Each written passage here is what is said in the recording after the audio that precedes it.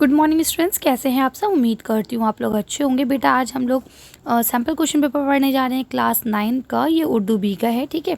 अभी तक मैंने टोटल 3 सैम्पल पेपर आपके लिए अपलोड कर दिए हैं। ये चौथा सैम्पल पेपर है जिसमें 2 मैंने उर्दू बी के करे हैं और 2 उर्दू ए के करे हैं।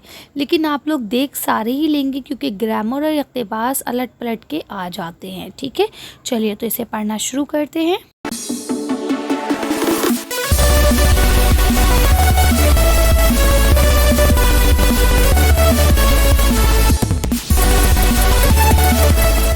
बेटा जैसा कि आप लोग यहाँ देख पा रहे हैं कि ये आपका 3 घंटे का रहने वाला है और 80 मार्क्स का रहेगा, ठीक है। तो चलिए अब हम लोग देख लेते हैं कि क्या है इसमें। तो देखिए पहला जो आपका क्वेश्चन रहेगा ये इक़्तिबास का रहेगा, ठीक है।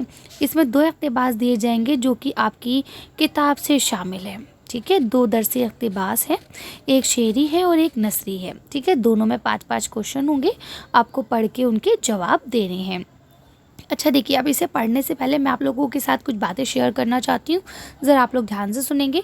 पहली चीज़ ये है बेटा कि आपके जितने भी चैप्टर्स हैं वो सारे अपलोड हैं। आप लोग अगर चाहें तो थोड़ा सी स्पीड बढ़ा के सारे चैप्टर्स एक बार सुन सकते हैं, देख सकते हैं, ठीक है।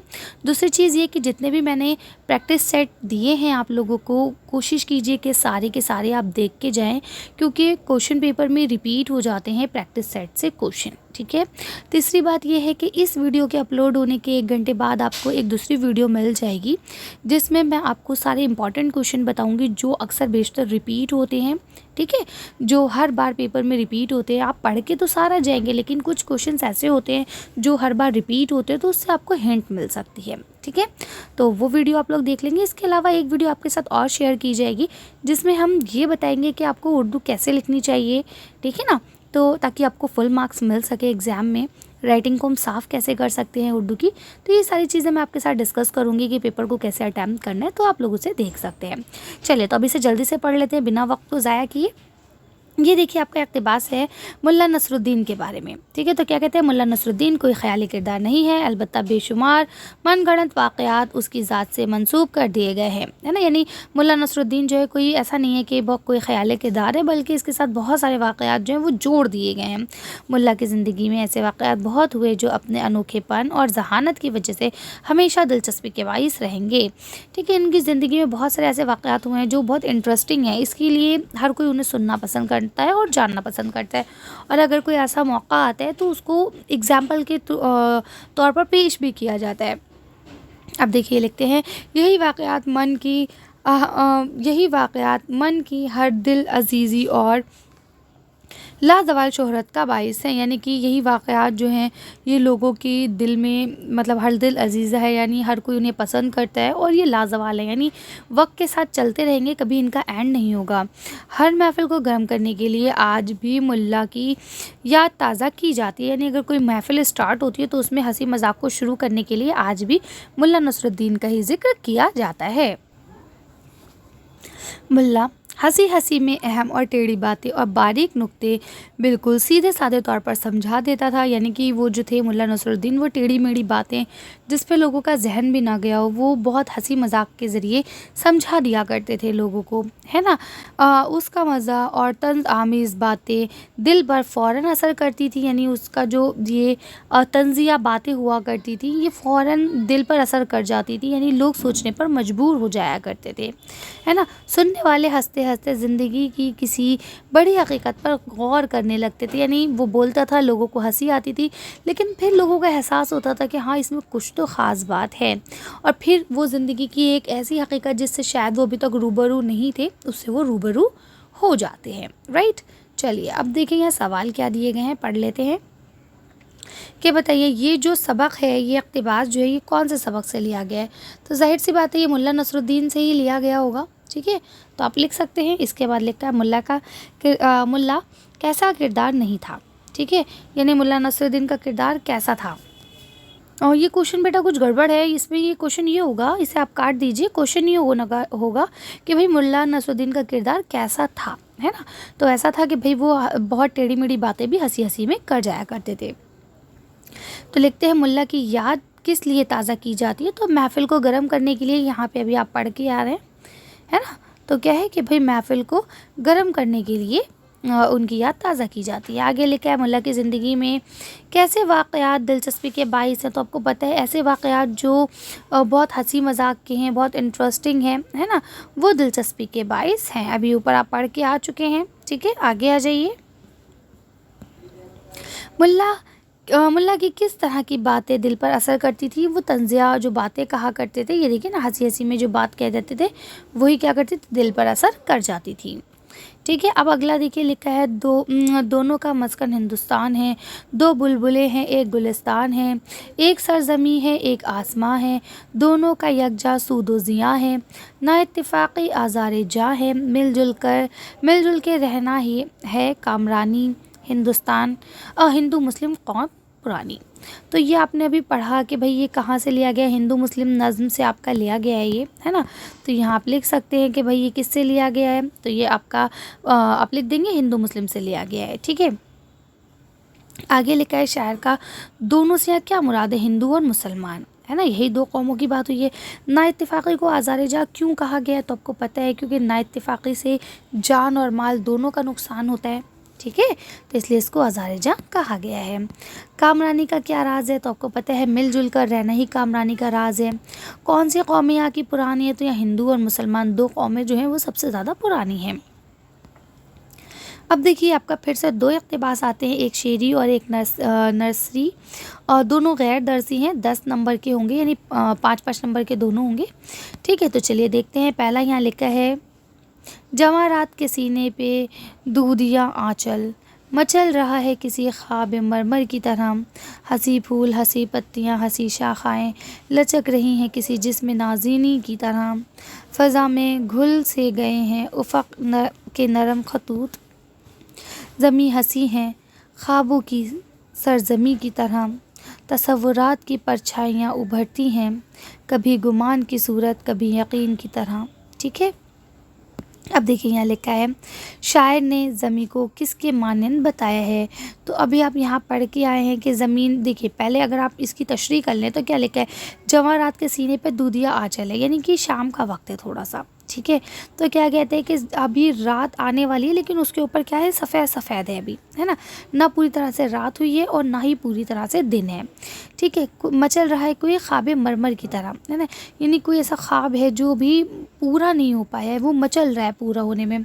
हंसी फूल हंसी पत्तियाँ हंसी शाखाएँ, है ना, लचक रही हैं किसी जिस्म नाज़नी की तरह, यानी हर तरफ हर चीज़ पे क्या है, सब कुछ ताज़गी है ना, हर कोई लचक रहा है, ठीक है। फ़िज़ा में घुल रहे हैं उफ़क़ के नरम खतूत, अब उफ़क़ फूट चुकी है, उसके नरम खतूत जो हवा में फ़ज़ा में घुल गए हैं। ज़मी हंसी हैं ख्वाबों की सरजमी की तरह, यानी ज़मीं भी खूबसूरत नज़र आ रही है जैसे ख्वाबों की ज़मीन हो, है ना। तसव्वुरात पर परछाइयाँ उभरती हैं, ठीक है, यानी कि जो तसव्वुरात है, जो ख़याल है, उसके ऊपर क्या एक अक्कासी सी हो रही है, ठीक है। कभी गुमान की सूरत कभी यकीन की तरह, यानी कि कभी ऐसा लगता है कि शायद ये धोखा है और कभी क्या हो जाता है, ये हकीकत में बदल जाता है। अब देखिए यहाँ लिखा है शायर ने ज़मीन को किसके मानंद बताया है। तो यहाँ देखिए ज़मीन को किसके मानंद बताया है, ख्वाबों की सरजमी की। अब यहाँ लिखा फ़िज़ा में क्या घुल रहे हैं, तो फ़िज़ा में उफ़क़ के नरम खतूत घुल रहे हैं।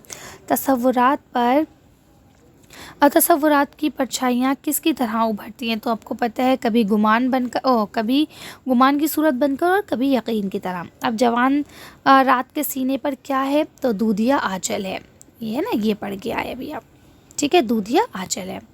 अब इसके बाद मिसरे को पूरा कीजिए, हंसी फूल हंसी पत्तियाँ, तो ये यहाँ से आप पूरा कर लेंगे, हंसी फूल हंसी पत्तियाँ हंसी शाखाएँ, ठीक है, हंसी शाखें, ठीक। अब यहाँ देखिए आपका बा में जो है ये फिर आपको एक इक़्तिबास दिया गया है, इसको पढ़ेंगे आप और पढ़ने के बाद जो यहाँ सवाल पूछे गए हैं इनके आप जवाब देंगे, ठीक है। ये मैं आपको नहीं करा रही हूँ, ये आप लोग खुद से करेंगे। चलिए आगे चलते हैं। हर वीडियो में मैं आपसे एक बात सब में बराबर ये बात बोल रही हूँ आपसे कि बेटा किसी भी तरह का आपको कोई मज़मून चाहिए या किसी भी तरह की कोई आपको एप्लीकेशन या दरख्वास्त चाहिए तो वो हमारे चैनल पर अपलोड है, आप चाहें तो वहाँ से जाके देख सकते हैं, ठीक है। आपके लिए आपकी सहूलियत के लिए 2 प्लेलिस्ट बना दी गई हैं, एक आपकी एसे के लिए बनाई गई है और दूसरी आपकी एप्लीकेशंस के लिए बनाई गई है, तो आप वहाँ जाएँ, उसे देखें और उसका इस्तेमाल करें, ठीक है।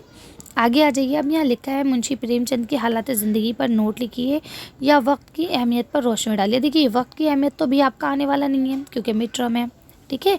हाँ, मुंशी प्रेमचंद की हालात ज़िंदगी, अच्छा ये वाला चैप्टर भी आपका कटा हुआ है आई थिंक, मुंशी प्रेमचंद वाला, तो ये भी नहीं आएगा। नहीं नहीं, अच्छा आप तो 9th क्लास है, सॉरी सॉरी, मुझे 10th क्लास का धोखा हो गया। हाँ, तो मुंशी प्रेमचंद का नादान दोस्त आने वाला है अभी तो, ठीक है। तो नादान दोस्त के लिए मुंशी प्रेमचंद के बारे में आपको लिखना पड़ेगा। देखिए बेटा, मैंने इंपॉर्टेंट क्वेश्चंस बनाए हैं लेकिन उसमें मैंने किसी भी शायर या अदीब की हालात ज़िंदगी को मेंशन नहीं किया है, ठीक है। तो आप लोग क्या करेंगे, शायर या अदीब जो भी आपके आने वाले हैं, तो आप सिंपल सा क्या करें, अपनी बुक लें और बुक में से जो भी आपके 3-4 शामिल हैं वो कब कहाँ पैदा हुए, उनका असल नाम क्या था, ठीक है, उनकी तालीमी लियाकत क्या थी, या उन्होंने उर्दू में क्या अपना कहते हैं ना योगदान दिया, लाइक, ठीक है, यानी उन्होंने उर्दू में क्या खिदमत अंजाम दी, ठीक। तो ये आप चीज़ें ना एक पेपर पे लिख लीजिए, उससे आपको बहुत आसानी से याद हो जाएगा, एक टेबल फॉर्म में लिख लीजिए, ठीक है। और बाकी सब चीज़ें कि भाई वो बहुत ज़हीन थे, बहुत अच्छे थे, उर्दू में बहुत साफ़ और शफ़ाफ लफ्ज़ का इस्तेमाल करते थे, है ना, तो सादा सलीस ज़बान इस्तेमाल करते थे, ये तो सब में कॉमन रहता है, इतना आप लोग कर सकते हैं, ठीक है ना। मोटी मोटी चीज़ें जिससे आपको मार्क्स मिलते हैं, जैसे वो कब कहाँ पैदा हुए, ठीक है, किस सन में उनकी वफ़ात हुई, कहाँ उनकी वफ़ात हुई, उन्होंने अगर उर्दू में ज़ाहिर सी बातें लिखी हैं तभी वो उर्दू में शामिल है, तो क्या क्या लिखा उन्होंने, ठीक है। आगे आ जाइए। अब यहाँ देखिए अफसर मेरठी की हालात ज़िंदगी आई है, नहीं तो इस्माइल मेरठी की शायरी पे आया है ना। यानी कि अब इससे एक अंदाज़ा होता है कि हमें 2 क्वेश्चन ऐसे आने वाले हैं जो या तो खुलासे के होंगे या किसी शायर या अदीब की ज़िंदगी पर होंगे, ठीक है। तो आप लोग इसे थोड़ा सा एक बार देख लीजिएगा, बाकी अगर आपको ज़रूरत हो तो आप लोग मुझे कमेंट करके बताइएगा, मैं आप लोगों को इसके ऊपर एक अलग से वीडियो दे दूँगी, है ना। एग्ज़ाम मतलब आपका परसों 30 तारीख को एग्ज़ाम है, ठीक है। तो एग्ज़ाम से एक मतलब जो भी है 1-8 घंटा पहले या 1 दिन पहले जैसा भी रहेगा मैं आपको दे दूँगी अगर आप लोग मुझसे कहेंगे तो, ठीक है। अब हिस्से सी पे आ जाइए। हिस्सा सी में देखिए क्या कहते हैं कि भाई जो सवालात दिए गए उनके आपको जवाब लिखने हैं। क्या सवाल है, किसी शख्स, जगह या कैफियत के नाम को क्या कहते हैं, ठीक है। अब किसी जगह या शख्स, किसी का भी नाम आ जाए अगर, तो उसका मतलब है कि ये इस्म है, ठीक है। आगे आ जाइए। पर्दा का जमा क्या होगा, तो पर्दे होगा, क्या होगा, पर्दे, ओके। आगे आ जाइए। कौमे का वाहिद क्या होगा, तो कौमे का वाहिद होगा कौम, ठीक है। आगे आ जाइए। इज़्ज़त का मुतज़ाद क्या होगा, इज़्ज़त यानी कि जब किसी को इज़्ज़त मिले तो उसका क्या हो जाता है, ज़िल्लत, मुतज़ाद मतलब उल्टा। आगे आ जाइए। वो अल्फाज जो मानी में एक दूसरे से मिलते जुलते हों वो क्या कहलाते हैं, तो अगर मानी में एक दूसरे से मिलते जुलते हैं तो वो मुतरादिफ कहलाते हैं, ठीक है। वो अल्फाज जो इस्म की जगह इस्तेमाल किए जाते हैं ज़मीर कहलाते हैं, ठीक है। आगे आ जाइए। अब ये ग्रामर का एमसीक्यू है ना, ये आप लोग चाहे उर्दू ए हो या उर्दू बी, ये आप लोग ज़रूर देखेंगे दोनों सैम्पल पेपर से, क्योंकि यही चीज़ रिपीट होती है इसी तरह से बस, ठीक है। थोड़ा सा हो सकता है एग्जाम्पल को चेंज कर दें, बाकी चीज़ यही रहने वाली है, ठीक है। अब यहाँ लिखा है कलाम में ऐसे लफ्ज़ का लाना जहाँ किसी एक चीज़ को दूसरी चीज़ से मुशाबा बताया जाए उसे क्या कहते हैं, तो उसे तशबीह कहते हैं, ठीक है। हूबहू वही बता देना इस्तिआरा होता है, ठीक। जो शेर है उसमें लास्ट में जो लफ्ज़ हमेशा रिपीट होता है वो रदीफ़ कहलाता है, और उससे पहले आने वाला लफ्ज़ जो एक आवाज़ पे ख़त्म होता है वो काफ़िया कहलाता है, ठीक है। और तलमी का मतलब होता है जब हम शेर में किसी पुराने यानी तारीख़ी वाक़े का ज़िक्र करते हैं तो वो तलमी कहलाता है। आगे आ जाइए। आसान का मुतज़ाद क्या होगा, मुतज़ाद यानी उल्टा, है ना। तो कोई चीज़ आसान है तो उसका क्या हो जाएगा, मुश्किल, ठीक है। आगे आ जाइए। शिकस्त का मतलब होता है हार, परेशानियाँ हो गई, खुशहाली यानी जो अच्छे हाल में हो, ठीक है। तो इसका सही आंसर क्या हो गया, मुश्किल। अब हिस्सा डी में अगर हम बात करें तो यहाँ आपको मुहावरे दिए गए हैं जिनको जुमलों में इस्तेमाल करना है। आँख से ओझल होना यानी गायब हो जाना, ठीक है। देखते ही देखते जहाज़ आँखों से ओझल हो गया, है ना। टस से मस ना होना, तो यानी कि जो ऐसा इंसान जो अपनी बात पर हमेशा अड़ा रहे, कभी हिले डुले नहीं कि नहीं जो मैंने कह दिया बस वही सदाकत है, ठीक है। तो उसे कहता है टस से मस ना होना। तो आप लिख दीजिए पुलिस के आने के बावजूद भी चोर अपनी जगह से टस से मस नहीं हुआ, ठीक है। नज़र बचाना, नज़र बचाना मतलब होता है किसी से बच के जाना, है ना। काम को मना करने के बाद बच्चा नज़र बचा के भाग गया, ठीक है। 9 2 11 होने का मतलब होता है भाग जाना। तो जैसे आप बोल सकते हैं पुलिस को देखते ही चोर 9 2 11 हो गया। अब आपका सवाल है हाथी की रोटी कैसी होती है, तो आपको पता है हाथी की रोटी 2-3 इंच मोटी होती है। घोंसला देखकर बच्चों के दिल में क्या ख्वाहिश पैदा हुई थी कि भाई अंडे कैसे होंगे, किस रंग के होंगे, बच्चे इसमें से कैसे निकलेंगे तो कितने निकलेंगे, है ना, फिर वो खाएंगे पिएंगे क्या। तो इस तरह से आप कर सकते हैं। अगला लिखा है सिंदबाद जहाजी का सफ़र किस ज़बान की कहानी है। अब देखिए ये सवाल आपका सेकंड टर्म का है तो अभी नहीं आएगा, तो इसे अभी छोड़ दीजिए। डॉक्टर जाकिर हुसैन कहाँ पैदा हुए। अभी मैंने आपसे कहा कि जो अदीब जो भी शायर आपके सिलेबस में शामिल हैं वो कब और कहाँ पैदा हुए हैं ये आप लोगों को याद कर लेना है। 2 ही 3 हैं आपके सिलेबस में, आप उन्हें अच्छे से पढ़ लीजिए। और जनरली सब एक ही मतलब आगरा या दिल्ली या लखनऊ यही पैदा हुए हैं, मतलब है ना, ज़्यादातर एक आध है जो कहीं और हुए हों, बाकी जो आपके सिलेबस में शामिल हैं वो सब यही हुए हैं। ठीक है। प्रेमचंद बनारस के एक गांव लम्ही में पैदा हुए थे। ठीक है। अब यहाँ लिखा है दुनिया में वक्त की तलाफी क्यों मुमकिन नहीं है। अब देखिए ये वाला भी आपका क्वेश्चन नहीं आएगा क्योंकि ये भी आपका सेकंड टर्म का है। बस आपको बताया गया है कि किस तरह से कितने आपके क्वेश्चंस आने वाले हैं और कितने मार्क्स के आने वाले हैं।